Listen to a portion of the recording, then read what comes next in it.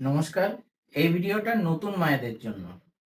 অনেক সময় মায়েদের কমপ্লেন হয় আমার বাচ্চা দুধ খেয়ে পেট ভরছে না, বা বাচ্চা খালি বারবার পাতলা পায়খানা করছে, কিংবা বাচ্চার পটির রাস্তার দু সাইডটা কিরকম লাল রঙের একটা র্যাশ বেরিয়ে গেছে।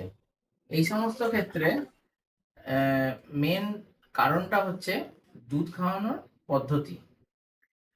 একটু খোলসা করে বলি। প্রথম কথা, বাচ্চাদের জন্য যে দুধ তৈরি হয় ব্রেস্টে, সেই দুধের দুটি অংশ থাকে। প্রথমে যেটা বেরোয় সেটাকে বলা হয় ফোর মিল্ক, লাস্টের দিকে যেটা বেরোয় সেটা হচ্ছে হাইন্ড মিল্ক। এই ফোর মিল্কে জলের পরিমাণটা বেশি থাকে। এটা খেলে বাচ্চার তেষ্টা মেটে, কিন্তু খিদে মেটে না। অন্যদিকে হাইন্ড মিল্ক গাঢ় হয়, এটা খেলে বাচ্চার খিদে মেটে, তেষ্টাও মেটে, বাচ্চার ওজনও বাড়ে। এবার ঘটনা হচ্ছে, অনেক সময় আমরা বাচ্চাকে খাওয়াই একবার ডান দিকের ব্রেস্টে, একবার বাঁ দিকের ব্রেস্টে, আবার পরের বারে অল্টারনেট করে আমরা খাওয়াতে থাকি ক্রমাগতভাবে। এতে করে কি হয়, বাচ্চা শুধুমাত্র ফোর মিল্কটুকু পায়, হাইন্ড মিল্কটুকু পায় না, বা পেছনের যে শেষের যে গাঢ় মিল্ক এটা পায় না। এটার জন্য কি হয়, বাচ্চাদের এতটা পরিমাণ ফোর মিল্ক বা শুরুর দুধটুকু হজম করার ক্ষমতা থাকে না, যার কারণে পেটের ভেতর প্রচুর গ্যাস ফর্ম হয়, পেট ফেঁপে ওঠে, এবং অনেক বাচ্চা বাতকম্য করতে থাকে।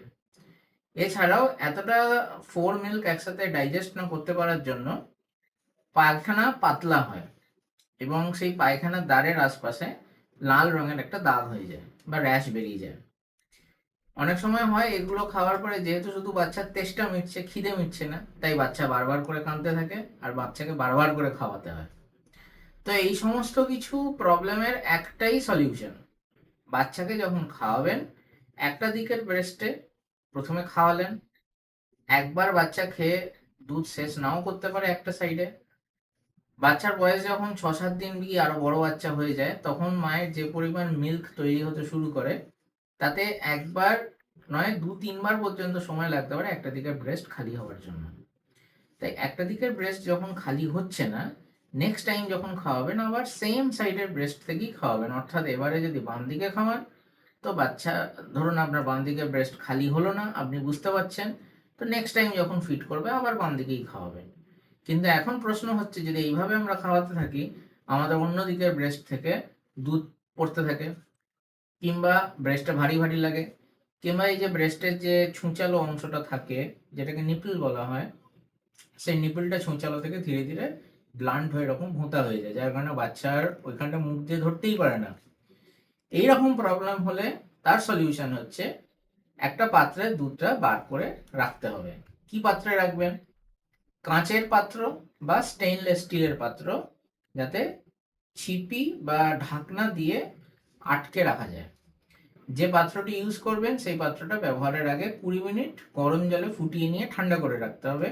তারপর হাত ভালো করে সাবান দিয়ে ওয়াশ করে দুধ বার করে সেই পাত্রে ভরে রেখে ক্যাপ লাগিয়ে রেখে দেবেন। কতক্ষণের মধ্যে ইউজ করা যাবে? 4 ঘন্টার মধ্যে। কোথায় রাখবেন? রোদ থেকে দূরে, এমন একটা জায়গায়, ধরুন গ্রামের দিকে বিশেষ করে মাটির কলসি বা জ্বালা তো থাকেই, তার আশপাশে রাখবেন, যাতে ডাইরেক্ট তাপ বা সূর্যের আলো ওতে না লাগে। বেস্ট 4 থেকে 6 ঘন্টার মধ্যে ওটা ইউজ করা। এর বেশি সময় পেরিয়ে গেলে ওটা ফেলে দিতে হবে।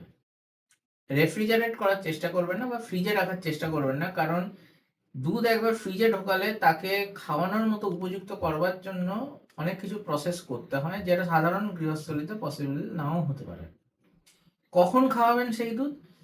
আমাদের উদাহরণের ক্ষেত্রে আপনি বাম দিকে খাওয়াচ্ছিলেন, এবার খাওয়াতে খাওয়াতে আপনি বুঝতে পারলেন যে আপনার বাম দিকের দুধ শেষ, আপনাকে এবার ডান দিকের দুধ থেকে খাওয়াতে হবে, ব্রেস্ট থেকে খাওয়াতে হবে দুধ।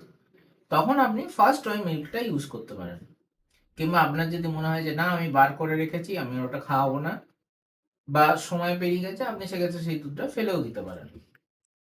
এইভাবে যদি বাচ্চাকে খাওয়ানো হয়, তাহলে বাচ্চা ফোর মিল্ক এবং হাইন্ড মিল্ক দুটোই একসাথে খেতে পারবে। বাচ্চার পেচ্ছাপ প্রপার হবে, বাচ্চার ওয়েট গেইন হবে, বাচ্চার ঘুম ঠিকঠাক হবে, এবং এত কিছু সমস্যার সমাধান একটা উপায়েই সম্ভব। আর একটা ইম্পর্টেন্ট কথা, বাচ্চাকে খাওয়ানোর পরে অতি অবশ্যই পিঠে রেখে 15 থেকে 20 মিনিট ঢেঁকুর তোলাতে হবে। অনেক সময় আমাদের মিস্টেক হয়, বাচ্চা একবার কি 2 মিনিটের মধ্যেই ঢেঁকুর তুলে দেয়, তো আমরা তারপরেই বাচ্চাকে নিয়ে এসে শুয়ে দিই, সাথে সাথে বাচ্চা বমি করে দেয়।